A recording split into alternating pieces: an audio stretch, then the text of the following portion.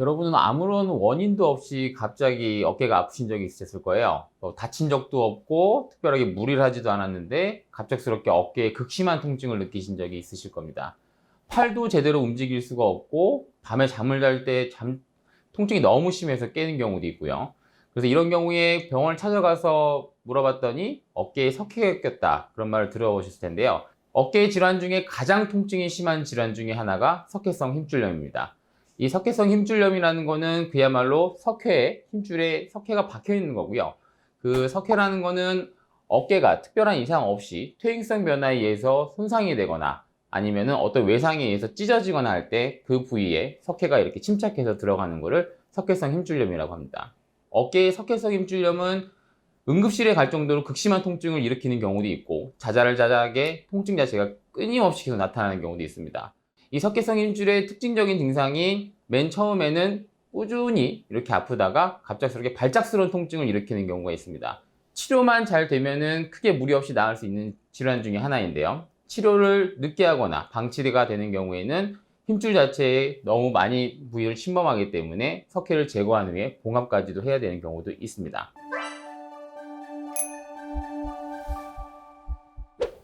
석회성 힘줄염이 있다고 해서 모든 상태에서 통증이 일으키는 건 아닙니다. 석회가 있지만은 통증이 전혀 없는 경우도 있고요. 석회가 아주 작지만 통증이 극심하게 나타나는 경우도 있습니다.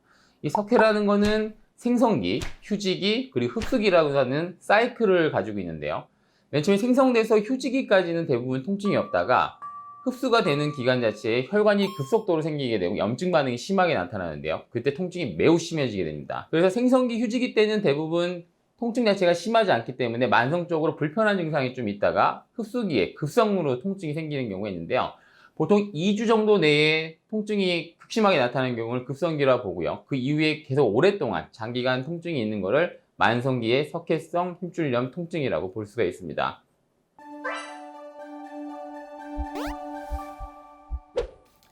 그럼 이런 석회성 힘줄염 같은 경우에 치료 방안은 어떻게 될까요? 이 석회가 자체가 크기가 작고 힘줄을 많이 먹지 않는 경우에는 그때는 통증이 심하지 않을 수가 있습니다. 이런 경우에는 약물 치료나 주사 치료, 그리고 운동 치료 같은 거를 같이 시행을 할 수가 있는데요. 만약에 이런 약물 치료나 기본적인 물리 치료, 주사 치료 같은 거 효과가 없는 경우에는 작은 석회 부위 같은 경우에는 충격파라는 치료가 있습니다. 이 체외 충격파 치료라는 거는 석회 부위에 직접적으로 파장이 들어가게 돼서 거기에 열 반응이 생성이 되고 새롭게 혈관이 생성되면서 석회를 제거하는 효과도 어느 정도 있는 것으로 되어 있습니다. 보통 일주일에 한 번 정도씩 오셔가지고 3번 정도 치료를 받아보는데요. 이러한 충격파 치료에도 별로 효과가 없거나 그러시는 경우에는 직접적으로 초음파라든가 이런 기구를 이용해서 주사 흡인술을 시행하기도 합니다.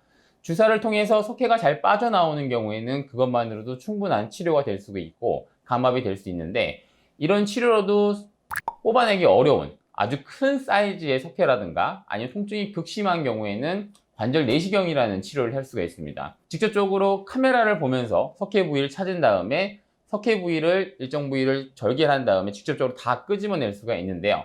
석회가 힘줄의 바깥쪽에 부착되어 있거나 크게 힘줄을 많이 먹지 않는 경우에는 간단한 시술만으로 다음날 바로 팔을 움직일 수 있을 정도의 큰 효과를 거둘 수 있습니다.